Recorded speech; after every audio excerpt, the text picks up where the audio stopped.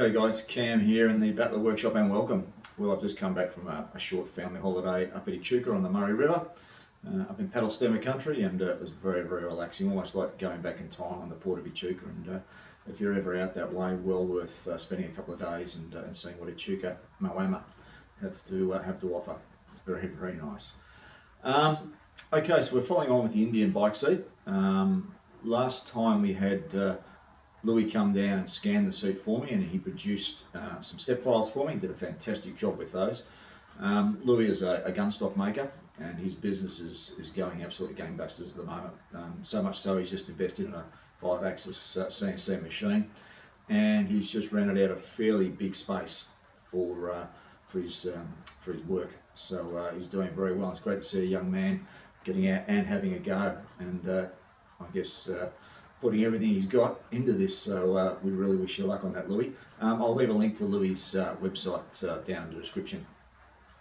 So Louis produced those step files for me. I was able to put them into Fusion 360, do the modification work that I wanted to do, and then create the machining code and then CNC machine it out. But I bypassed all that. I've shown videos before of the drafting side of designing and coding for machining. So I'm just going to go straight to making up the stock and then setting it up in the CNC and looking at the final product at the end of it. And if you hang on to the end of the video, the customer actually sent me some photos of the leather actually formed up and finished, and it turned out far better than I expected. It was an exact replica of what he'd given me, and I was very, very happy to see the way it came out. One little drawback we did have on that is with the timber, with that heat, he does steam those leather pieces to make the seat up to around about 110, 120 degrees C, puts it into the mould and then bags it to form it and uses clamps around it as well. But with the heat, it tended to draw the grain out a little bit, and there is a little bit of the grain being shown through in the leather. So he's going to have to dry that out and sand that back a bit. And if anyone can offer a coating that can take up to 120 degrees, it can go on that inside, that's not going to affect the leather, let me know. I was thinking more around about a 2-pack type epoxy to go in there and protect the timber grain. But if anyone else has had experience with that and can offer another solution, just leave it down in the comments, please. Alright, so with that, let's make a start. As I said, we'll get the stock on the go, and you can see the final product at the very end. Alright guys, we'll see you in a tick. Alright guys, as you can see, I've got the stock made up here. So they're just bits of 90 by 35 pine, framing pine is what I've made up. We've cut them to a length that'll all have to be trimmed up when we're finished. So there'll be one layer running this way. I'll do a second layer this way. So the grains will, or the timber grain will be at 90 degrees to each other. Gives a little bit more stiffness and a little bit less likely to warp when they're fighting against each other. And then underneath that I'll have a plywood base to make up the final thickness of about 140 millimeters. So quite a thick mould, this one. Alright, we'll let that go off overnight, and then we'll glue the next layers on underneath. We'll start building that up. Cut the shape to the correct shape, and then we'll set up for the machining on the CNC. Alright, so I've got the stock glued up, and we've laminated that with a couple of different layers. I've just got a piece of, or a sheet of plywood that I'm going to put over the top to make up the thickness. It'll be about a 20mm plywood sheet. I'll cut that to shape. This is all just blocked out, and I will cut this back to the shape that I want. Alright, so that's how these two layers have come up. As I said, I've got a third layer which will be plywood to go on top of this. I've marked out my cut lines. I don't have a long panel saw, so I'm going to have to go and buy a long panel saw. I don't have any equipment that can cut that by machine, so I'll have to do all that by hand. So I've marked up all my square lines down the edges, try and guide it. Or I'm not the greatest woodworker in the world, and I tend to use as many aids as I can to get the best job that I can get. So What I do when I'm really doing deep cuts like this is I just set up a fence. Just a couple of bits of timber clamped together, creates my cutting line, and I can make sure that I'm dead square as I'm cutting down.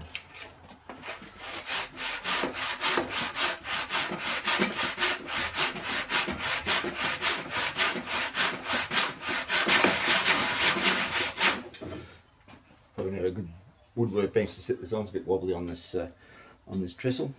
Alright, well I'll keep going. It's cutting dead straight on the lines and we're dead straight across here. So I'll get these two sides finished off and we'll come back when we're done.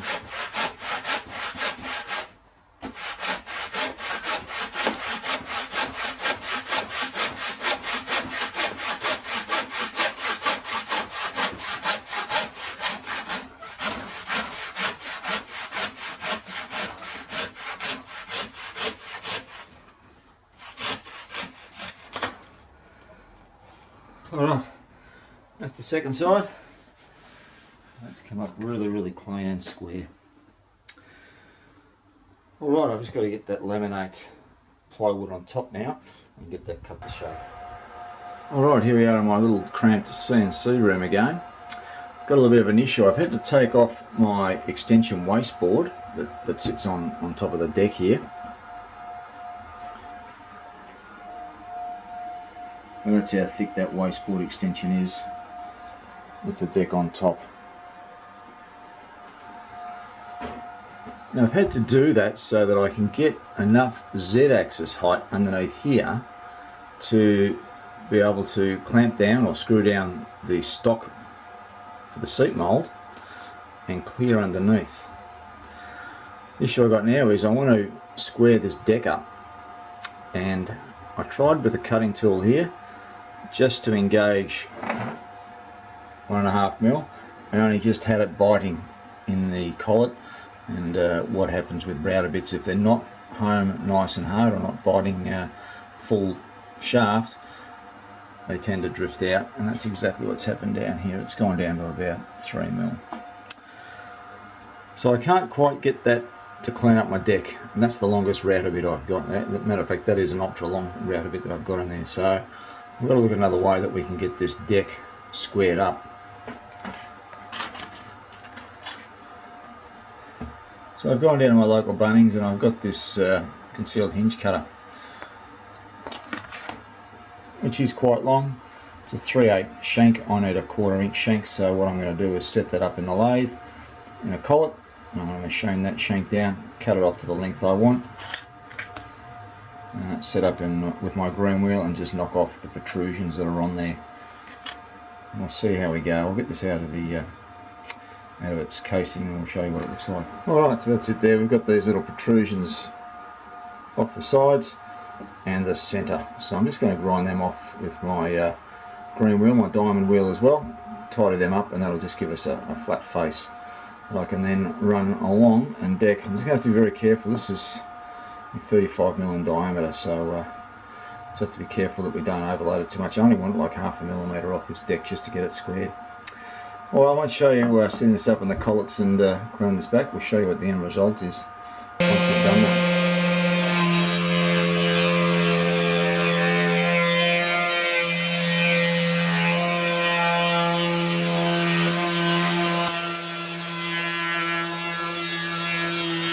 Alright, so that's that big block of wood that we're going to be making the seat mould out of, and you can see I've got around about 5-6 millimetres of clearance underneath those rod caps.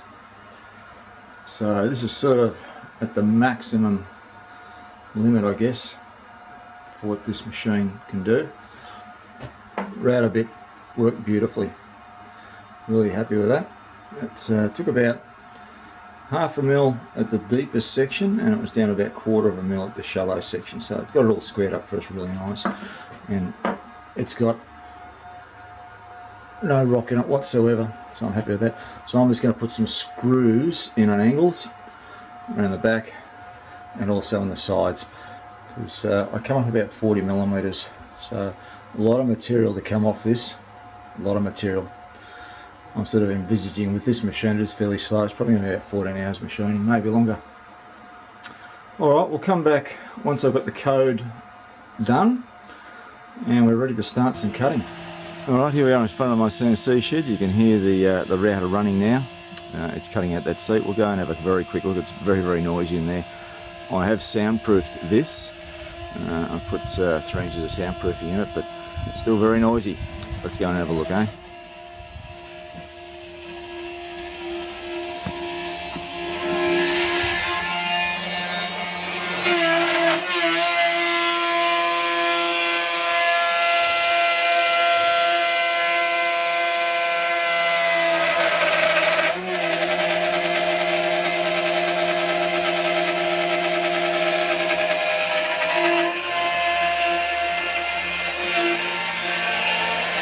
Alright, let's go and have a quick progress look.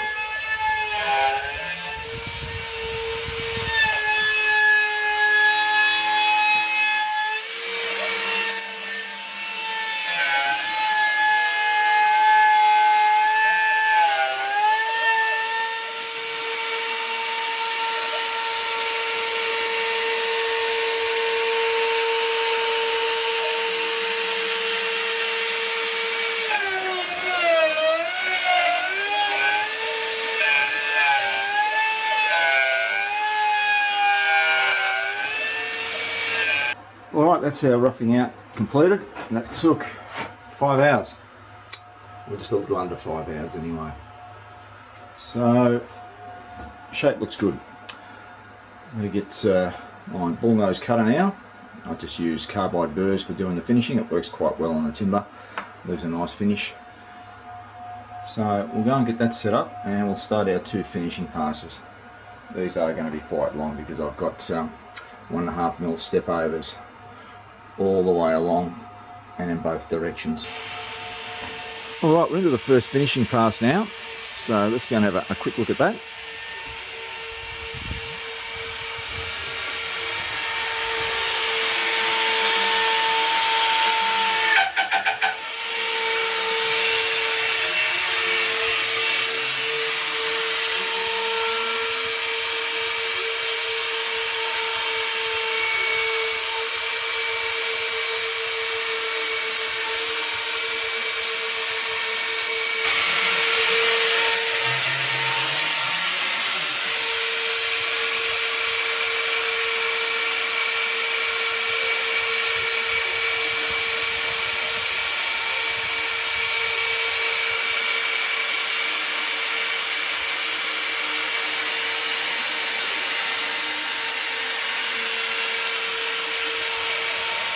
You can hear it whirring away in the background there. I did do the final finishing passes on this last night, and I wasn't quite happy with the way it finished. I had the step over a little bit too coarse. So I've run another code with a much finer step over, about 0.6 of a mil, and that's coming up an awful lot better. So we'll take in, have a quick look at it. It's on the final passes now.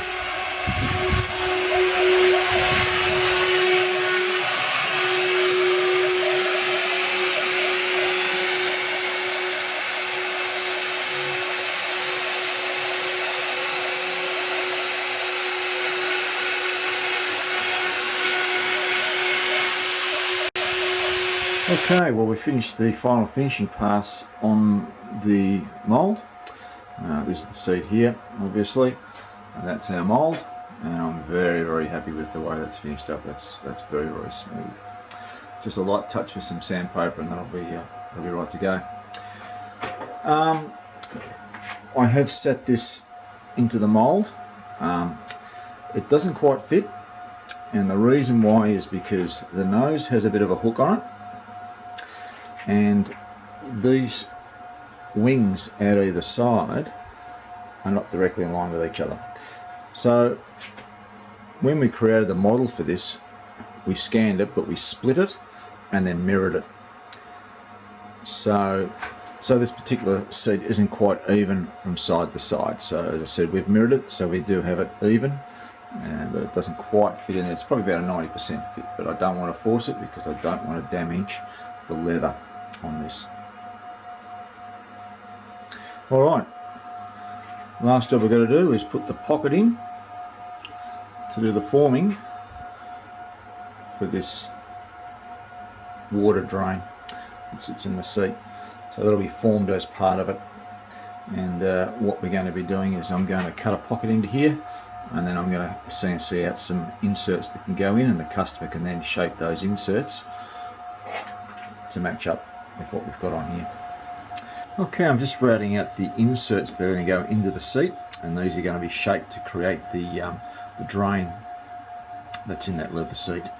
So it's going to be easy to do as an insert, then shape it to see what the form is like. If it doesn't work out, chuck it out, we'll use another one until we get it right, and then that can be glued into place and be permanent. So I'm just doing 3 of these, and they're fairly quick. We'll get this next one on the go.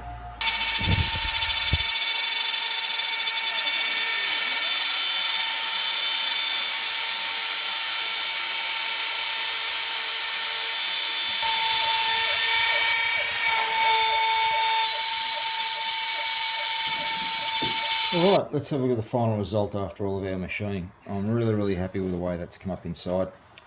It's very smooth, very minimal sanding on this to get this back to the final finish that I want. A couple of little blemishes here and there, just where timbers join. I'll just use a bit of body fill under those. Body filler can take up to around 120 degrees because it's required to go under paint when they go and bake it, or under powder coating when it's baked in the ovens. That's how our little inserts come up. That's the little male insert that's going to fit down inside there, and the customer's going to shape that, and that becomes the drain, water drain for the seat itself. So I've made up a number of these for him to play with. I've also made up a shoe that you can sit the piece inside and hold it while he's doing the shaping. I'll put a couple of push out holes in it too in case it does get stuck. So all in all, I'm very happy with it. It did take a long time to machine. A lot of material had to come off this, and with the stepper drives, the way I run them, I don't push them to their limits. Last thing I want to do is halfway through a code like this is to start losing steps, so I do just take it easy.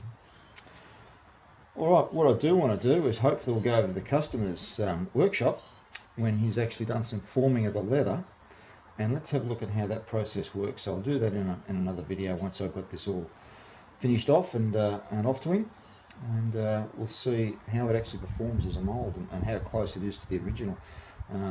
As I did say, the original set, I did try and sit it in there, but it does have a hook in the nose and it's not symmetrical from side to side, so it does sit in there, but I don't want to force it down and risk scuffing the leather. Alright, let's wrap this one up for now. I've got a little bit of peaceful time of my own with the sandpaper, just cleaning this back. Alright, well, we'll see you in the next video. I've probably got something fairly special that I want to show, and I think it will interest a lot of people. So we'll bring that along on the next video.